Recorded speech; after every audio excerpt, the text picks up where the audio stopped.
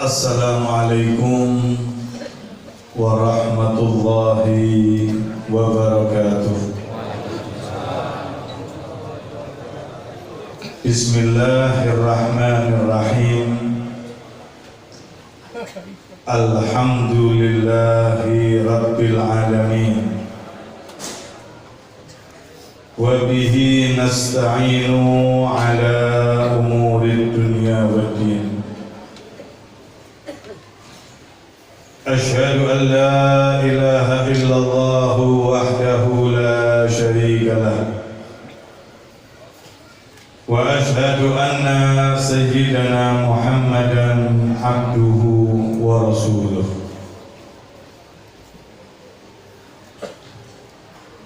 Allahumma salli ala sayyidina Muhammad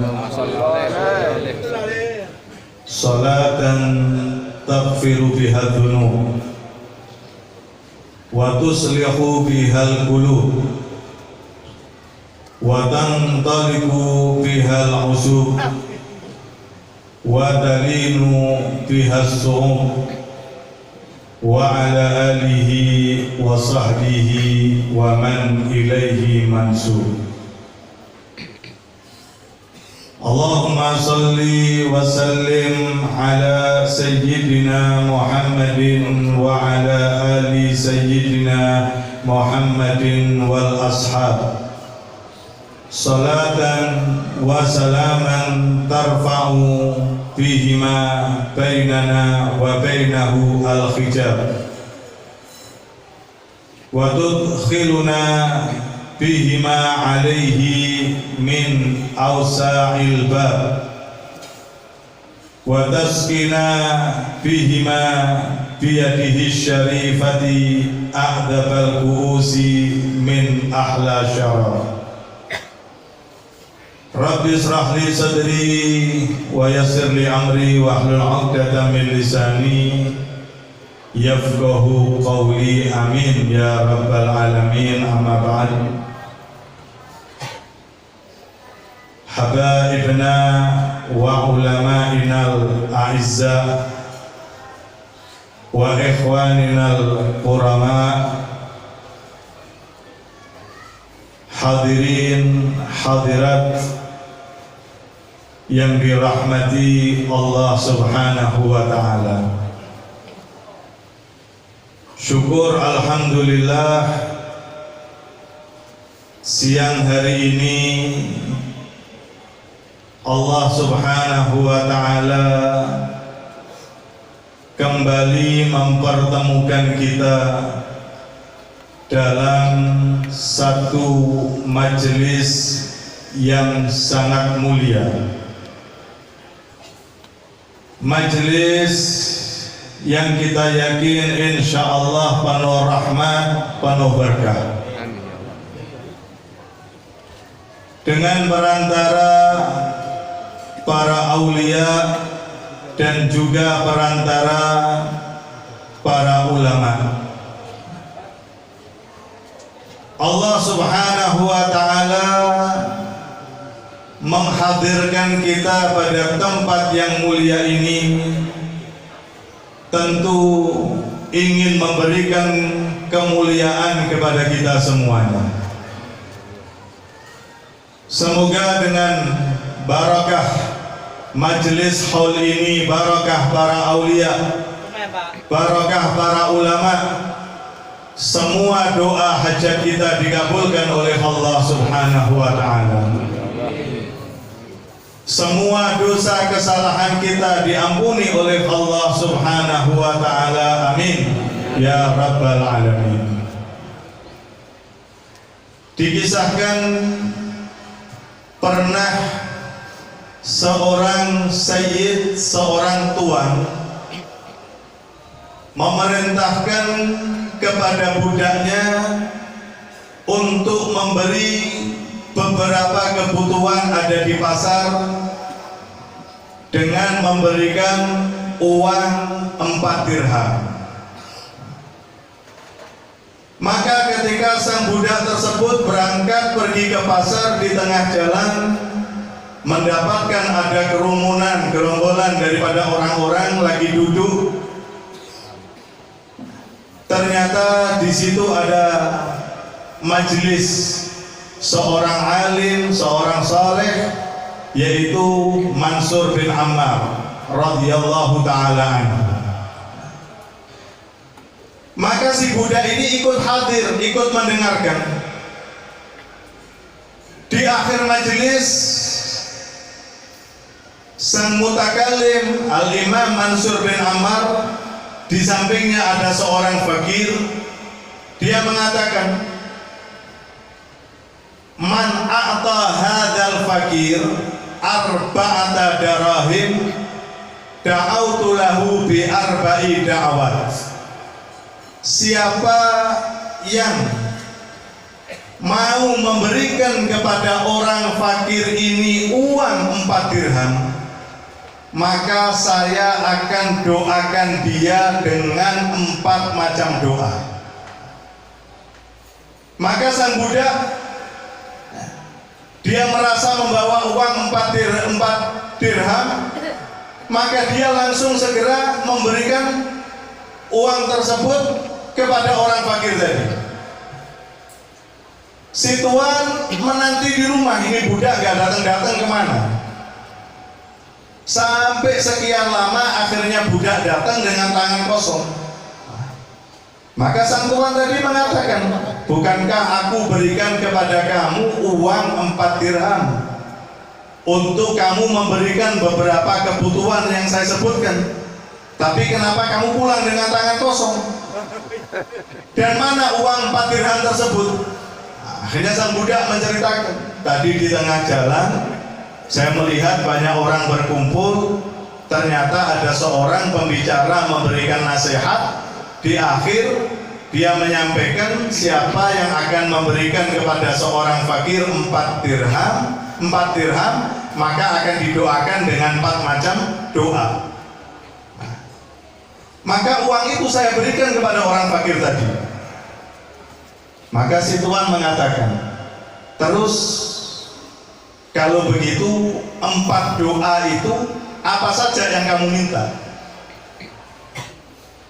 Nah, maka sang budak mengatakan, yang pertama saya minta an yukhallisanallahu minar rik, agar Allah membebaskan, melepaskan aku dari perbudakan ini. Maka sang tuan langsung mengatakan, ya sudah, mulai saat ini kamu merdeka. Mulai saat ini kamu bebas, kamu merdeka. Kamu sudah tidak lagi menjadi budak. Yang kedua, apa yang kamu minta? Saya berdoa, saya minta, karena uang itu bukan uang saya, tapi uang tuan saya. Saya minta mudah-mudahan Allah menggantikan uang tersebut, agar saya bisa mengembalikan uang tersebut, karena bukan milik saya, milik daripada tuan saya. Sang tuan masuk ke dalam rumah, ambil uang 4.000 dirham. Ini hadiah buat kamu, uang 4.000 dirham. Dan yang 4 dirham halal buat kamu. Saya tambahi lagi 4.000 dirham buat kamu. Yang ketiga, apa yang kamu minta? Yang ketiga, saya minta berdoa, mudah-mudahan Allah menjadikan aku dan tuanku bertobat kepada Allah. Nah, maka sang tuan mengatakan, kamu jadi saksi. Kamu yang jadi saksi mulai saat ini, detik ini, aku bertobat kepada Allah Subhanahu wa Ta'ala. Tidak lagi aku akan berbuat dosa, bermaksiat kepada Allah. Yang keempat, apa yang kamu minta? Nah, sang budak mengatakan, aku minta mohon kepada Allah agar aku, tuanku, al-mutakallim, sang pembicara, dan juga semua yang hadir, dosanya diampuni oleh Allah. Sang tuan mengatakan, kalau ini di luar kemampuan. Kalau ini di luar kemampuanku, kalau 1, 2, 3 saya melakukan, saya bisa. Tapi kalau mengampuni itu di luar kemampuanku. Subhanallah, malam hari sang tuan tersebut bermimpi. Dalam mimpinya dia mendengarkan sebuah suara, ya fulan, apakah engkau mengira 3 tugas yang menjadi kewajibanmu engkau tuntaskan, dan 1 tugas yang menjadi kewajibanku aku tidak bisa menuntaskan? Saksikanlah, ketahui, aku mengampunimu, mengampuni budakmu, mengampuni sang pembicara Mansur bin Ammar, dan semua yang hadir di majelis tersebut. Ini termasuk keutamaan, keistimewaan kita hadir di majlisul khair, majelis yang mulia. Mudah-mudahan dosa, salah, khilaf kita semuanya diampuni oleh Allah Subhanahu wa taala. Amin amin ya rabbal alamin. Hadirin hadirat yang dirahmati Allah Subhanahu wa taala, majelis haul seperti siang hari ini memiliki banyak sekali faedah dan juga manfaat. Di antara faedah kita hadir majlisul haul yaitu mukhalatatus salihin. Kita ini bergaul, berkumpul dengan orang-orang yang soleh. Kita berkumpul dengan para ulama, kita berkumpul dengan orang-orang yang soleh. Sebagaimana Allah Subhanahu wa taala menyampaikan, ya ayyuhalladzina amanu taqullaha wa kunu ma'as shadiqin. Kita diperintahkan untuk bersama dengan orang-orang yang baik, orang-orang yang jujur kepada Allah Subhanahu wa taala. Maka betapa banyak sebetulnya dalam agama ini kita diminta berkumpul bersama dengan orang-orang yang soleh. Baik itu yang sifatnya wajib, seperti kehadiran kita dalam pelaksanaan sholat Jumat. Kita datang sholat Jumat yang dilakukan berjamaah, berkumpul, kita yakin dalam perkumpulan tersebut ada orang-orang yang soleh. Begitu juga rutinitas seperti wukuf ada di Arafah. Mereka jamaah haji ketika berwukuf ada di Arafah, yakin di antara mereka ada orang-orang yang saleh. Begitu juga yang sifatnya sunnah seperti pelaksanaan sholat fardu secara berjamaah, seperti pelaksanaan sholat hari raya. Itu semuanya menunjukkan perintah untuk kita berkumpul bersama dengan orang-orang yang saleh.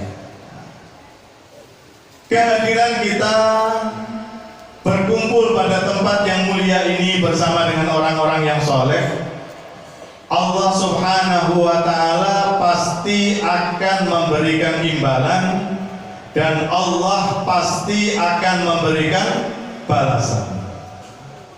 Akan tetapi semuanya tersebut tergantung dengan niat kita masing-masing.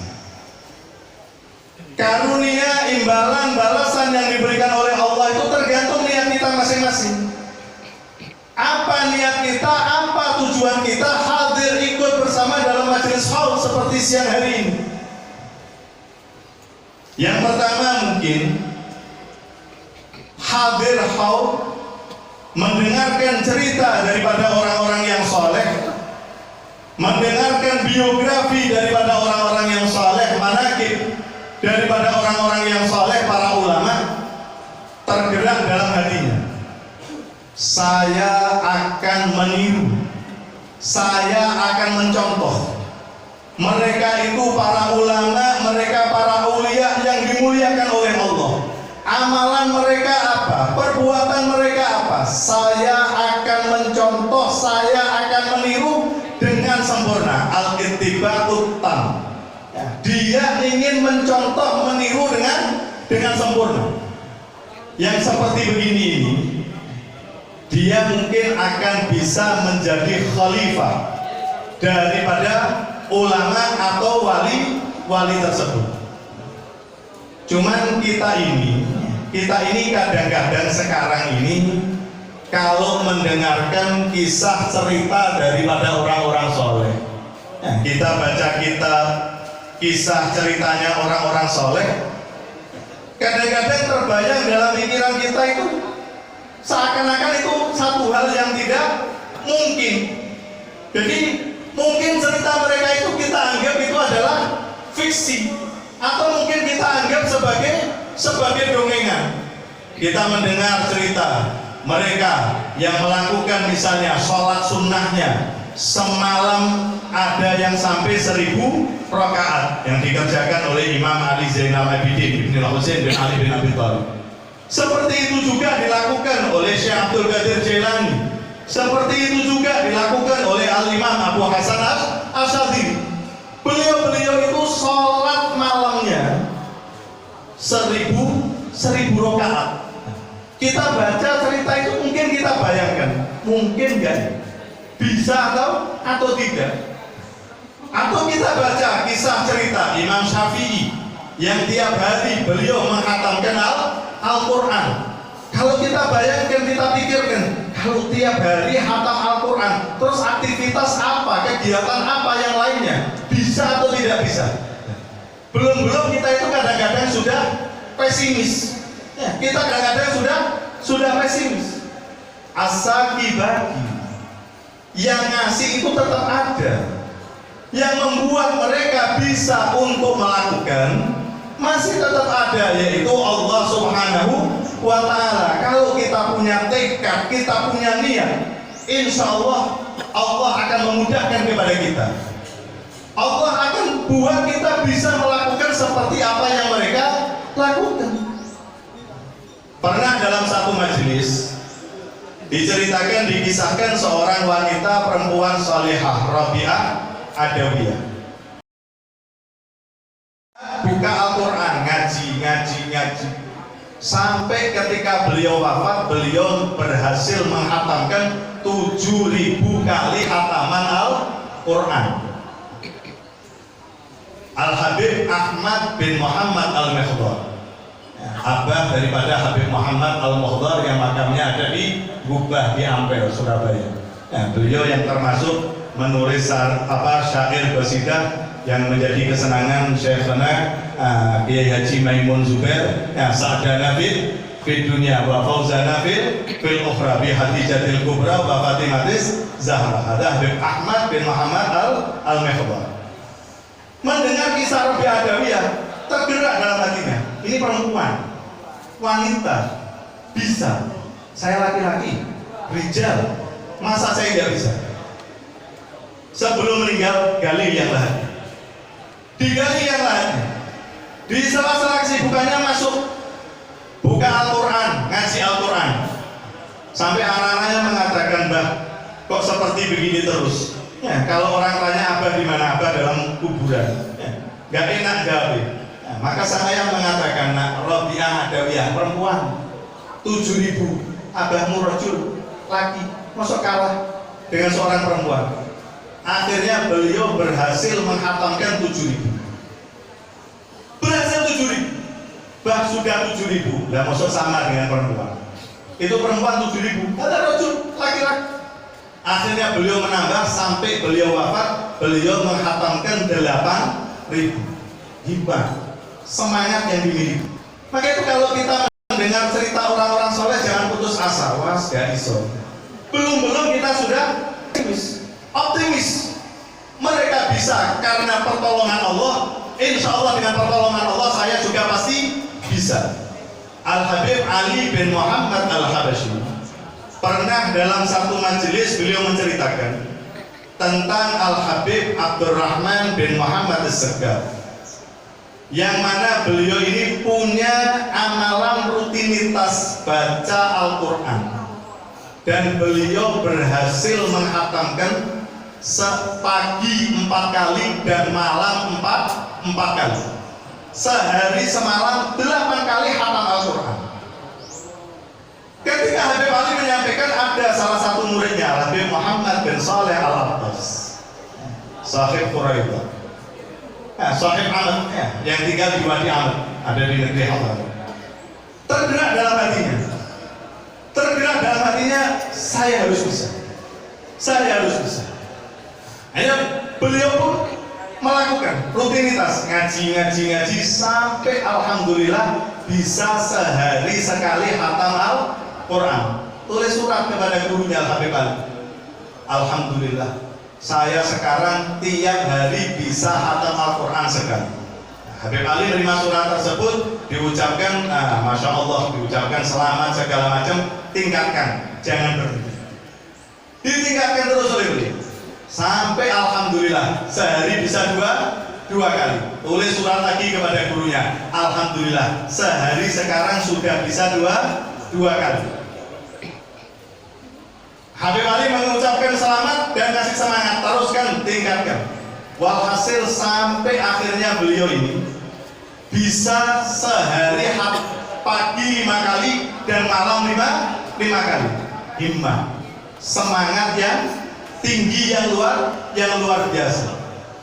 Maka itu kalau kita hadir majelis ini ya introspeksi diri kita sendiri.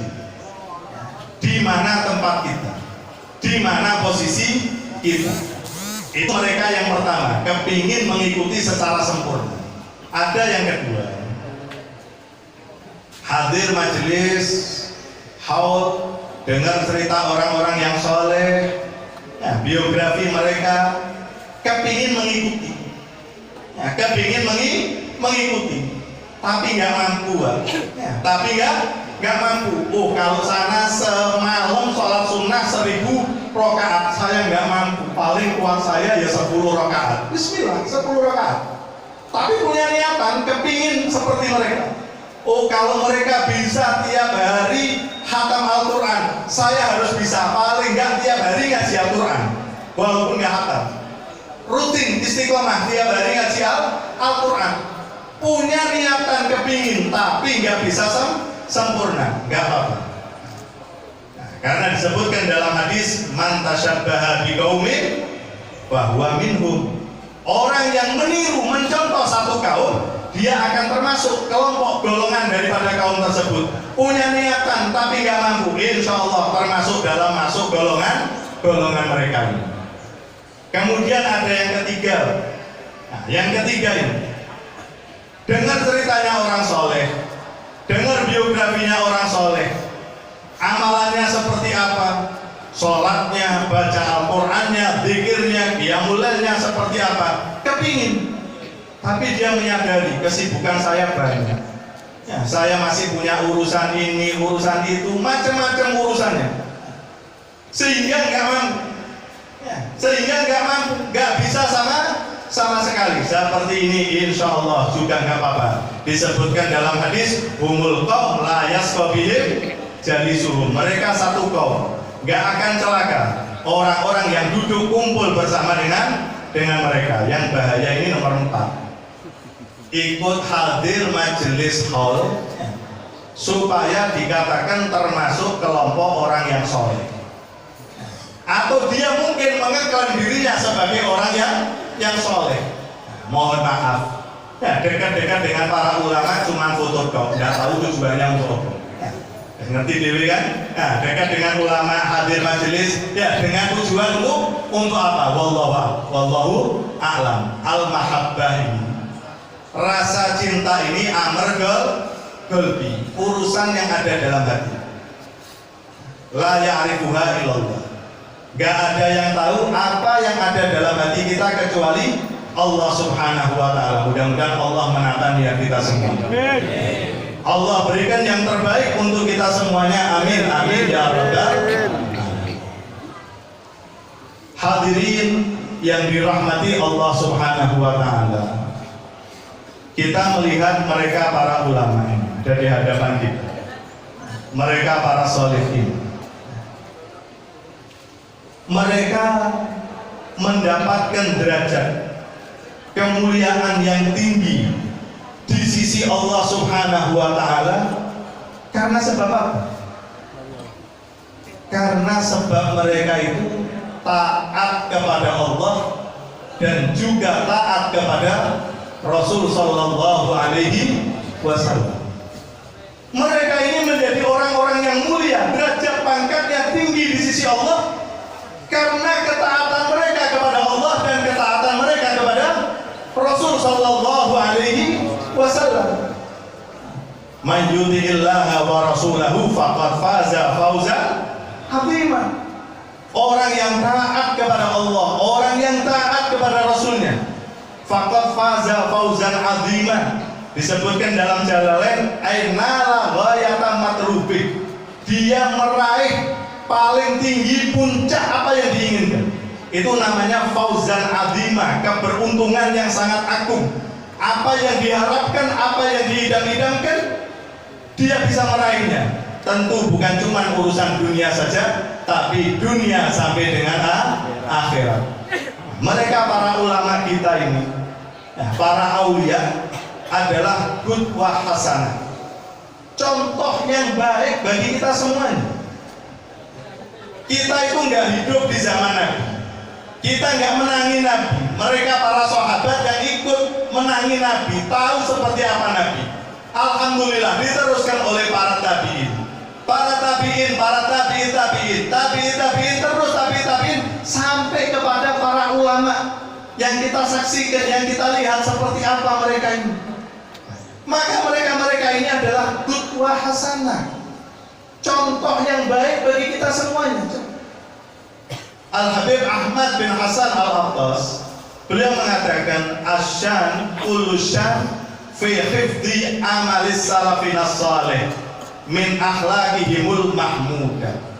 Satu kebesaran, satu keistimewaan yang sangat luar biasa adalah bagaimana kita menjaga, merawat tradisi amalan para pendahulu kita, para salaf kita terdahulu, akhlak-akhlak mereka yang mulia. Itu yang membuat mereka mendapatkan derajat yang tinggi, kemuliaan di sisi Allah. Sungguh mereka ini bukan menjadi mulia karena hartanya, bukan menjadi mulia karena jabatannya, tapi mereka menjadi mulia karena ilmunya dan juga karena amalnya. Maka itu kalau kita kepingin menjadi orang-orang yang mulia, meraih kedudukan yang tinggi di sisi Allah Subhanahu wa Ta'ala, ikuti langkah mereka.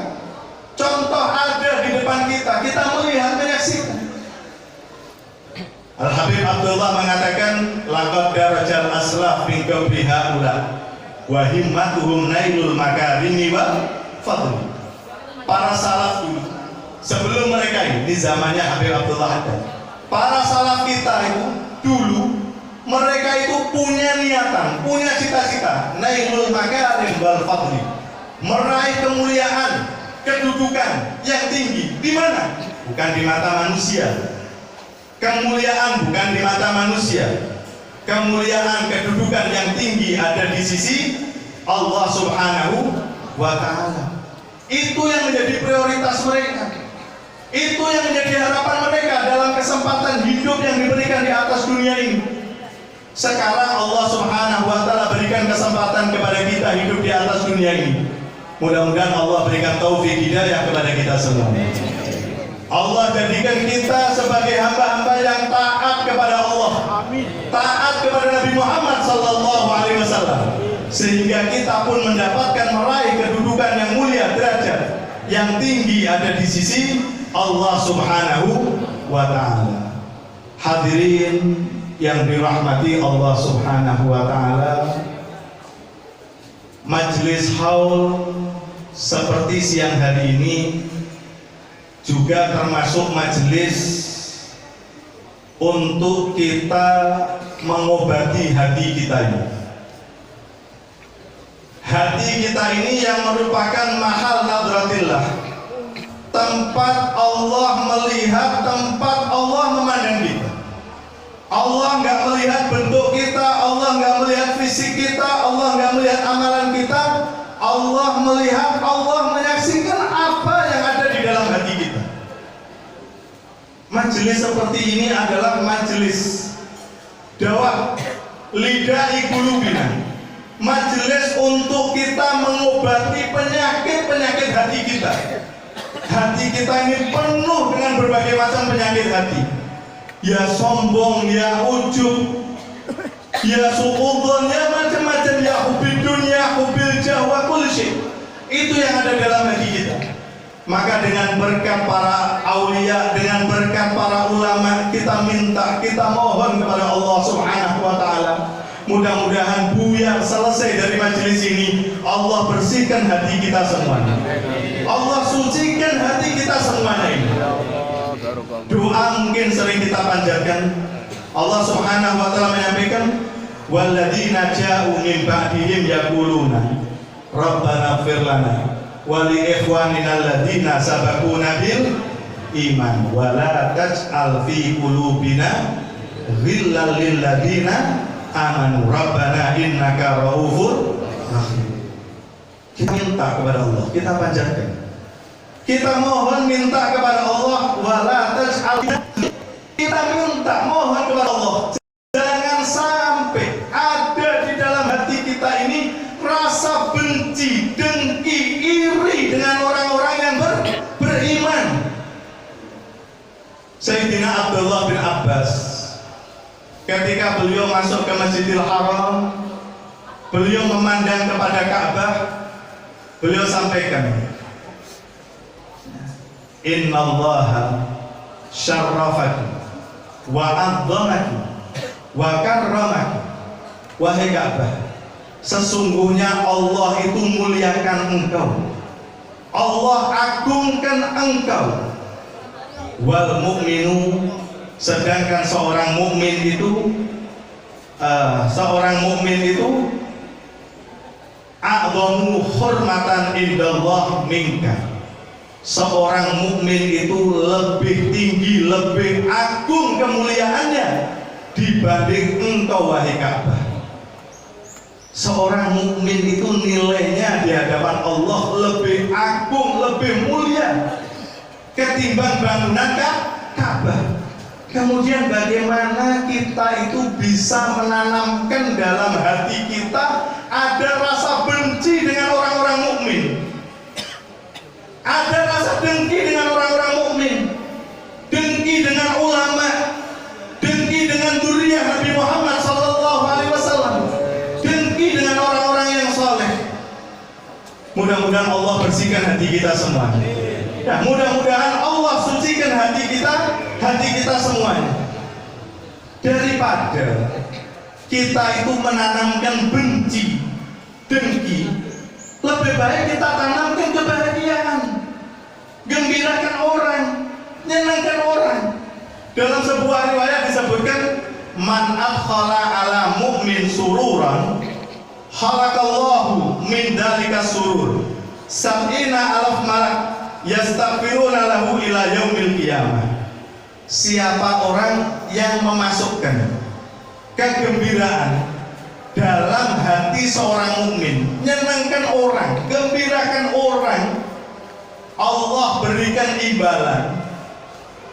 Allah berikan imbalan, Allah menciptakan dari kegembiraan tersebut 70.000 malaikat yang terus akan membacakan istighfar, memintakan ampunan untuk dia sampai dengan kelak hari kiamat.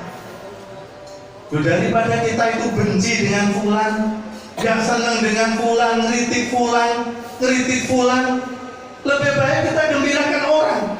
Fadilah pahala yang besar yang akan kita dapatkan dari Allah Subhanahu wa Ta'ala. Bagaimana Allah mensifati para penghuni surga itu? Wa naza'na ma fi sudurihim min ghillin. Allah cabut dari hati mereka, dada mereka itu rasa dengki, rasa benci, sehingga mereka ketika nanti hidup ada di dalam surga, gak ada di dalam surga itu orang benci dengan fulan, orang gak senang dengan fulan. Semuanya seperti satu saudara, semuanya dengan hidup rukun damai. Habib Ali bin Muhammad Al-Habsyi, salah satu murid beliau, juga mengatakan, kita ini baru sadar kalau ternyata kita hidup di atas dunia ketika Habib Ali meninggal. Baru sadar, oh ternyata kita masih di dunia.